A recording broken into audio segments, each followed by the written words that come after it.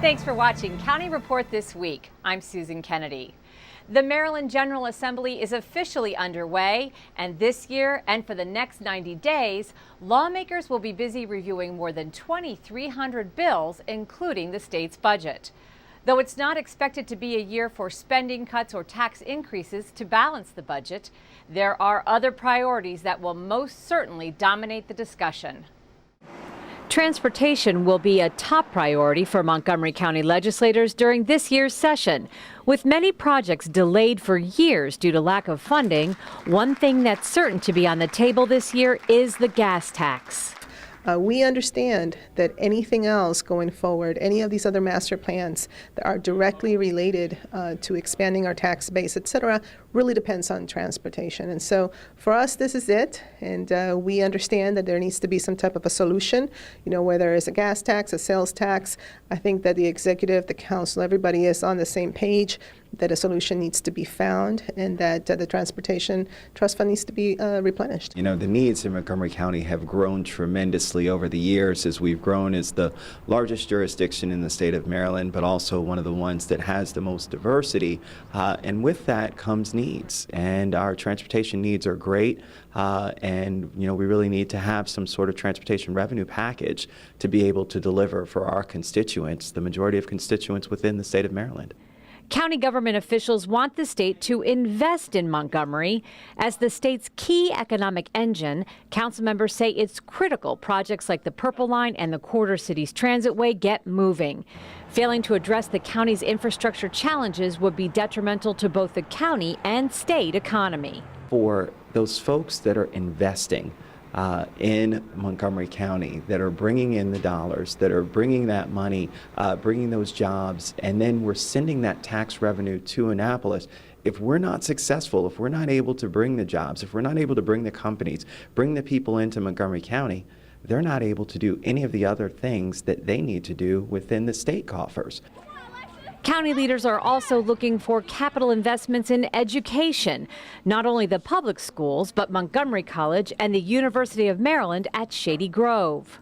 We understand that we take care of our responsibilities, but we always need that extra support, and we're looking forward to ensuring that we also receive a fair share. We do have, of course, increased enrollment, and that will also dictate some money in terms of state aid. So we're monitoring that carefully as well, but it's definitely a need that continues.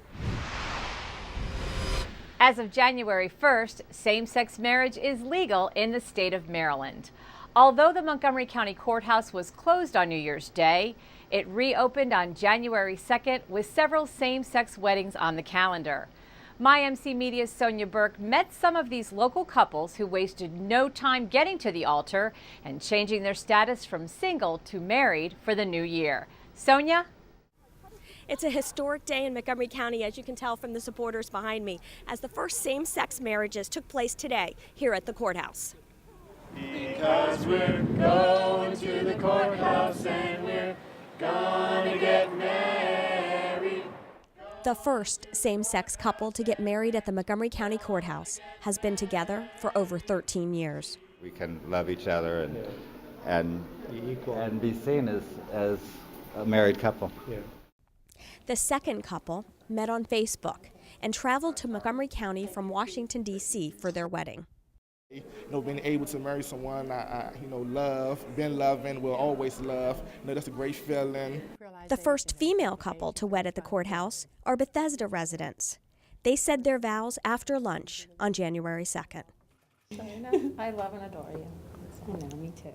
I don't know, I pretty much knew from the very beginning when I saw her, so. She chased me relentlessly. On this historic day, Clerk of the Court Loretta Knight officiated at each of the same-sex marriages. We have a standard civil ceremony, and we changed the wording to incorporate spouse instead of husband and wife. And then at the end, we say that you are legally married. As a lesbian, this is a day that I never thought that I would see in my lifetime, so it's really, really important to me that we get to have equal rights like everybody else. I could never imagine as a kid growing up in Mississippi standing outside a courthouse where people are actually getting married, like same-sex couples are getting married. I think if I had known that as a kid, I'd be more excited about my future. It's awesome. It's awesome. It's a historic day for Montgomery County and for all of us here at the courthouse. We're very happy for everyone. For County Report this week, I'm Sonia Burke reporting. Love prevails. Some good news if you are one of the 6,000 bus riders that travel through the New Hampshire Avenue corridor on a weekly basis. There's a new option for you. K9 was launched this week, and Lorna Virgili has the details. Lorna? Susan, is K9 nothing to do with dogs but a new bus route along New Hampshire Avenue to alleviate traffic during the morning and afternoon rush hours. Officials call it the future of a rapid transit network in the county. It is the new bus service along New Hampshire Avenue with limited stops that promises a faster commute from Northwest Park to Fort Totten Metro Station. This rapid transit corridor system has the potential to double the ridership and significantly reduce transit travel times. Those using the K9 route should see immediate improvements, such as new buses, more bus service, reduced crowding, a faster ride with limited stops, and better reliability. K9 will help relieve crowding along the busy New Hampshire Avenue corridor, which has the third highest bus ridership in the entire state. Nearly 6,000 passengers on weekdays and another 5,000 during the weekend. This is the future of transit. That's why this is so exciting. The days of the old bus stopping every couple seconds and sitting in traffic, we are going past that now. We are talking about express buses. We are talking about regional service. We are talking about WMATA, Montgomery County, and the District of Columbia working together to create a better transit future for our residents. Buses will operate every 15 to 20 minutes in each direction during morning and evening rush hours. Less stops will mean a faster trip for users. The project to accelerate the time that it takes to get in this corridor on bus is one of the most important transportation priorities in this part of the region. And I'm really excited to see Metro moving forward in this area, and I'm glad that the county government is supporting it, and I look forward to continuing to enhance this service area in the coming years. The next step would be to expand the new K9 route to the Food and Drug Administration in White Oak and to the future Purple Line. For bus schedule and route information, customers can visit www.wamata.com/bus. For County Report this week in Silver Spring, I'm Lorna Virgili. The Montgomery County Liquor Board has given preliminary approval to the first application to see alcohol in the town of Damascus. Damascus has been a dry town for 132 years. But this year's voters overwhelmingly approved a ballot question that would allow the sale of beer and wine in Damascus, the last dry town in the state. Reaction to the arrival of alcohol has been mixed, but Council Vice President Craig Rice says the new law will be beneficial to the town's economy. Well, I think that economic development is extremely important, and a lot of people don't see Damascus as an economic development opportunity, but that couldn't be farther from the truth. There are a number of different private entities as well as some others that are out there looking at ways to develop Damascus and to really help Damascus grow, keeping its character. Again, Damascus will never be a Rockville or Bethesda, but it certainly can benefit from some of those economic development opportunities, and then great restaurants and things like that that really weren't interested based on the fact that it was a dry town. And now that that's there, I think you'll see some of those things coming very soon. Still to come on County Report this week, Montgomery County Public Schools receive a special gift from Gallaudet University. And we'll have the story of a four-legged crime fighter for the city of Rockville when County Report this week continues. Montgomery County High School and middle school students compete for cash in the Keeping It Safe Under 21 Alcohol Prevention Coalition PSA contest. Middle school students can win up to $500, while high school students can win up to $1,000. Enter your video between January 28th and 31st. Entries must be 30 seconds in length. The message? Underage drinking. Entry forms can be found online at montgomerycountymd.gov/KIS. Get your entries ready and remember to keep it safe. Welcome back to County Report this week. Theft from vehicles is a very common crime here in Montgomery County. Officer Rebecca Innocenti is here to tell us about that and what residents can do to protect their vehicles. Officer, welcome. Tell us what we need to know. Thank you, Susan. That's correct. Theft from vehicles is a very common problem in Montgomery County. Just recently, we released video of a suspect that was captured on home video surveillance breaking into 3 vehicles in a driveway of a residence in Chevy Chase. Now, as you watch that video, you see a suspect enter 3 of 4 vehicles parked in that driveway. All 3 of those vehicles were unlocked. So we want to remind residents that the easiest way to prevent theft from vehicles is to lock your vehicle and remove all valuables from that vehicle. Often in these home videos, the suspect is seen trying handles to these vehicles, and when they're locked, they simply move on to unlocked vehicles. Unlocked vehicles are the easiest target. So again, the easiest way to prevent theft from vehicles is to lock your vehicle doors. Does seem like common sense, but we do forget every once in a while. Also tell us about a rash of thefts from mailboxes here in Montgomery County. We've been hearing about this. That's correct, Susan.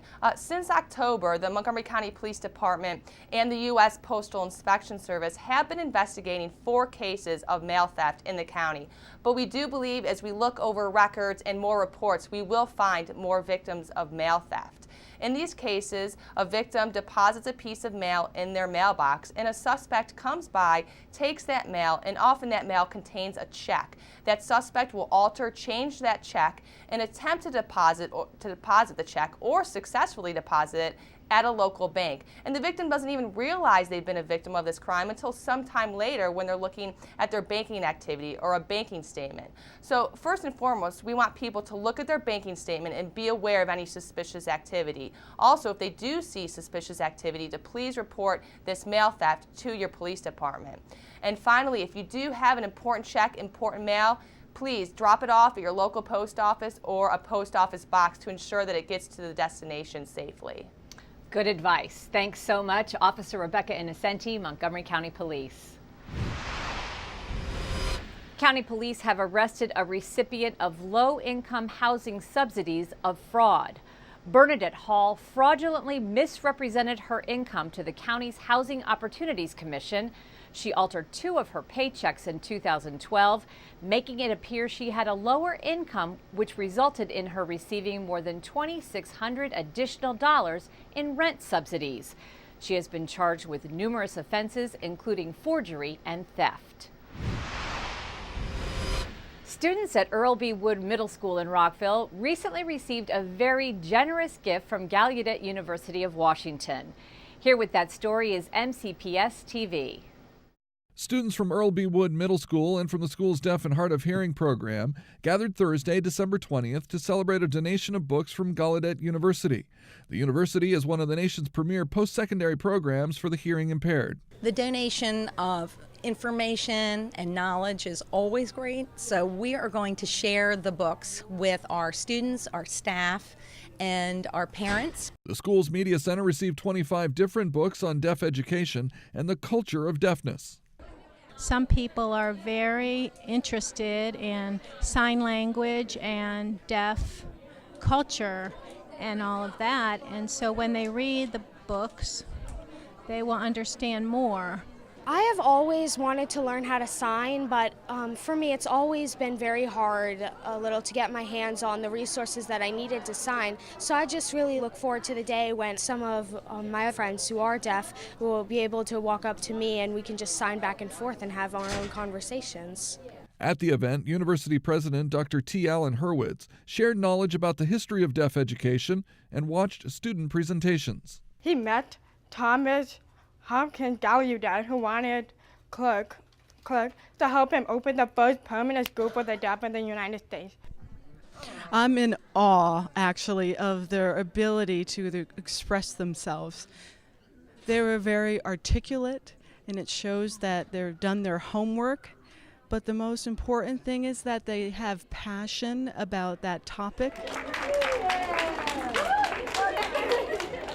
Our whole goal for all of our students is to be career and college ready, and for them to have that direct connection to a college, for the university president to come here and share experiences with our students and offer our students the opportunity to come visit the university and experience that. To me, it's a wonderful opportunity to have a partnership and for kids to see their future. The collection of books donated was created by Gallaudet University Press in honor of the university's 150th anniversary. The Rockville City Police Department is always on the go to keep crime off Rockville streets with trained personnel on 2 legs as well as 4. Rockville 11's Bridget Breuer has more. This is K9 Recon.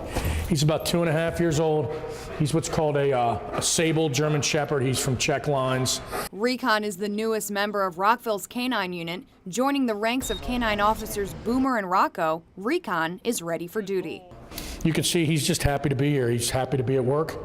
He loves getting in the car, loves coming to work and getting out of the car and trying to find things, and they love to work. Recon went through months of police training involving intense mental and physical tests to prepare for life on the force. Myself and my partner Recon have just completed a 16-week basic canine patrol school, which involves teaching all the obedience, teaching of agility, doing scent work where that involves tracking subjects as well as finding missing items or articles. They also do criminal apprehension and handler protection. So for the last 16 weeks, for 10 hours a day, we've been meeting and we work in partnership with Montgomery County Police. With his partners by his side, Corporal Heath Marshall knows that the city's K9 unit has made a difference in helping to keep Rockville safe. Increased manpower, using the dog's capabilities, their vision, their speed, their sense of smell, to detect things that we normally wouldn't be able to detect. And it's a benefit for us for officer safety. You have a building search, you don't know where the suspect's at. Well, the dog's going to be able to tell you where the suspect's at, even if they're hiding somewhere, and they're going to be able to tell you by the use of their nose. Also, their vision at night. They can see at night where, we'd still need a flashlight. So it's basically allowing us to do our jobs better. While the unit is welcoming Recon, they are also saying goodbye to Rocco, who after 7 years is deciding to hang up his leash. He's just kind of gotten a little older, and we figured we had the opportunity to get a young dog and train a new dog, and that way, Rocco can go out still in good health and retire, and the new dog's ready to roll. To see more videos about Rockville's K9 unit, go online to rockvillemd.gov/police. Councilmember Valerie Irvin was the guest this week on the county Spanish language radio show, Montgomery Al Dia. She talked about a food recovery work group that aims at feeding the hungry in our community. For Councilmember Irvin, positive youth development is a continued priority in the next fiscal year, and she also addressed what challenges she sees in the coming fiscal year 14 budget.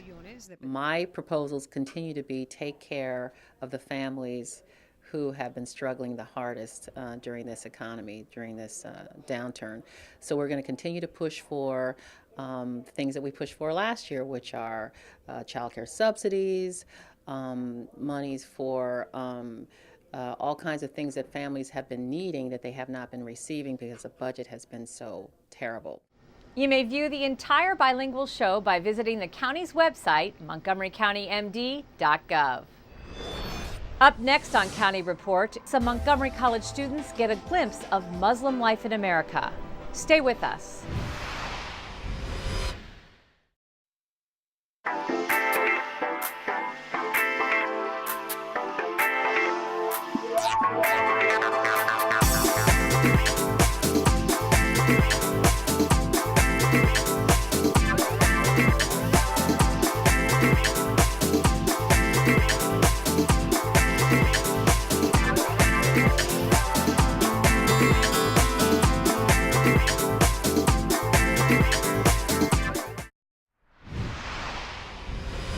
Welcome back to County Report this week.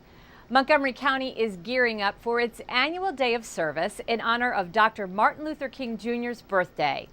On Monday, January 21st, the county's Volunteer Center will offer indoor family-friendly service projects at the North Bethesda Convention Center from 9 to 11 a.m. Those projects include making snow day lunch boxes for Meals on Wheels, constructing fleece blankets for Montgomery Hospice, and preparing bagged lunches for county shelters. That whole weekend, they'll be celebrating MLK activities, so there will be a food drive for Mana, so at all the Giants, you'll be able to donate food, or if you want to volunteer that weekend as well, Mana is looking for volunteers to help, as well as some other activities like park cleanups are even going on, and volunteer orientations if you want to learn more about different organizations you can volunteer for. There'll be lots of things happening that whole weekend that you can celebrate, through service. There are plenty of other opportunities for residents to participate in service projects. For more information, visit montgomeryserves.org. Also, Martin Luther King Day falls on the day of the presidential inauguration. There will be amended schedules to public transportation that day, so if you plan on heading out, check these websites for information. The Prophet Muhammad has shaped the lives of more than 2 billion living Muslims. To learn more about the Muslims and promote an interfaith dialogue, Montgomery College has organized a film screening and a panel discussion. Danielle Stesky has the story. It was not all easy for me when I started to wear my hijab. I was very young, I was 9 years old, and it was a choice that I decided to make. After 9/11 and me wearing the hijab, it became very hard because I received a lot of criticism. Life as a Muslim in America can be a challenge, a mixed bag of tradition and modernism, mixed in with fear and prejudice. Some of the Muslim tradition is deeply rooted in a loyal following of the Prophet Muhammad, whose life and legacy was boldly highlighted in a recent screening of Muhammad, Legacy of a Prophet, at Globe Hall on the Germantown campus of Montgomery College. A diverse audience showed up to see the film, which also included stories of living life as an American Muslim. And after the screening, a compelling panel discussion took place, which included movie experts as well as MC faculty. MC World History professor Kelly Rudin elaborated on the power of Islam and its message. Islam is a global religion and spread so quickly and so far into so many cultures because of the power of the message. And it was the first global civilization. It was the first civilization to draw together peoples from all across the world island, and it created a culture of very, very peaceful and prosperous trade throughout the Indian Ocean. The event promoted an important interfaith dialogue that clearly informed and inspired the participants, and reminded many of the hardships Muslims in America face here and around the world. I traveled in Europe, and as a Muslim woman wearing a headscarf, I could feel very unwelcome. I could feel just in the looks of people look at you with so much disgust, kind of, fear. So you just feel that's not your place. But many in attendance said the film gave them a chance to experience what living as a Muslim is like in today's society, and thus provided them with a new and important perspective. I have Muslim friends, and I can see this video, and I enjoyed it. I didn't know what I was coming into, but I got a very clear idea of what the word of Islam means and the connection to to his people. For County Report This Week in Germantown, I'm Danielle Stesky. When we come back, it's an Olympic sport that's gained quite a bit of popularity here in Montgomery County. We'll bring you the story. And Kathy Stanhope will be here with our Pet of the Week when County Report This Week continues.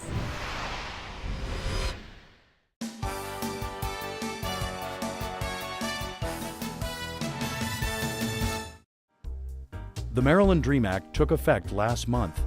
And if you've got questions, Montgomery College has answers.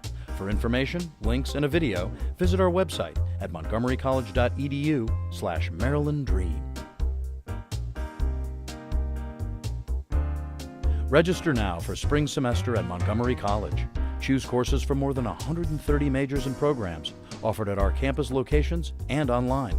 You can register today at any of our 3 campuses or online.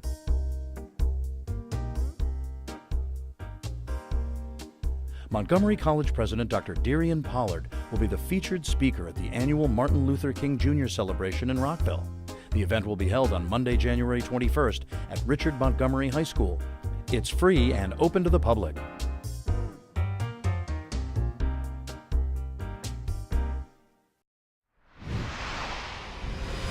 Welcome back. It's a game that is played by volleying a shuttlecock back and forth over a high, narrow net with a racket. Badminton may be a sport that's been around since the 1800s, but at the Bauer Recreation Center in Rockville, birdies fly everywhere year-round.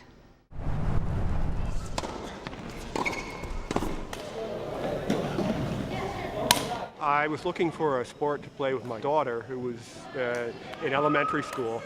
I found that I was getting a lot of good exercise, a lot of movement, and working on coordination and timing, and so I thoroughly enjoy it. I started with beginner's class. In fact, he made me take the beginner's class twice. I'm not that good. You actually play a game, you have that feeling when you actually play it and you win it, so it's really fun. You like winning? Yeah.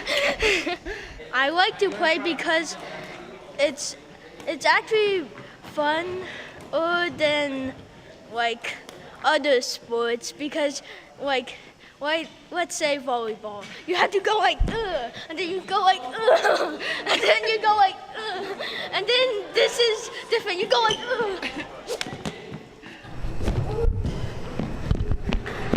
When I'm playing it, I'm thinking about nothing else. It's the ultimate escape. Oh, it's just a great sport. You know, you get to run around a lot, you get to hit this bird, it goes fast, it's fast, and you're moving, and it's a great exercise. It's called a clear. In 2010, I was among the top 3 in the nation. It's mostly technique, so you don't really need like strong muscles or something to hit hard. It's usually what we warm up with, where you just hit a bird quickly. If you just hit the bird right and in the sweet spot, and you can do it consistently, then you'll get good power and you'll have good control and you'll be a good player. Now it's time for our Pet of the Week segment with Kathy Stanhope. This week she introduces us to a fellow named Smokey who is looking for a new home. Hi, this is Kathy Stanhope with your Pet of the Week at the Montgomery County Humane Society. And this lovely young boy here is Smokey. He is a lab mix. He's about 9 months old, and he was a give up, and I don't understand how anyone could give him up, because as good looking as he is also one of the softest, nicest, cuddliest dogs I've ever met. He just feels like silk. He just loves to pet and be cuddled. And the nice thing about this dog, even though he's a young boy, he's kind of an adolescent in dog years, he's very calm. As you can see, he's just walked in here. He's sitting nicely. He would make an excellent family pet. He's good with kids. He's good with other dogs. He got a wonderful evaluation from our pet evaluator here. He has a nice personality, and he's a very, very nice size. If you have kids and if you are looking for a good family companion, this is an excellent dog to consider. Lab mixes make wonderful, wonderful family animals, family pets. I think you should come down and meet Smokey, because he definitely wants to go home with you. He wants to be your best friend. Come see Smokey at the Montgomery County Humane Society and give us a call at 240-773-5967 or visit us on the web at mchumane.org. Smokey definitely wants to go home with you. And remember, now that winter's coming, be very careful with antifreeze. Antifreeze is a very, very sweet tasting liquid. Even if you put the bottles or the jars in your garage, don't leave them on the ground level. Put them up high, because dogs get in there.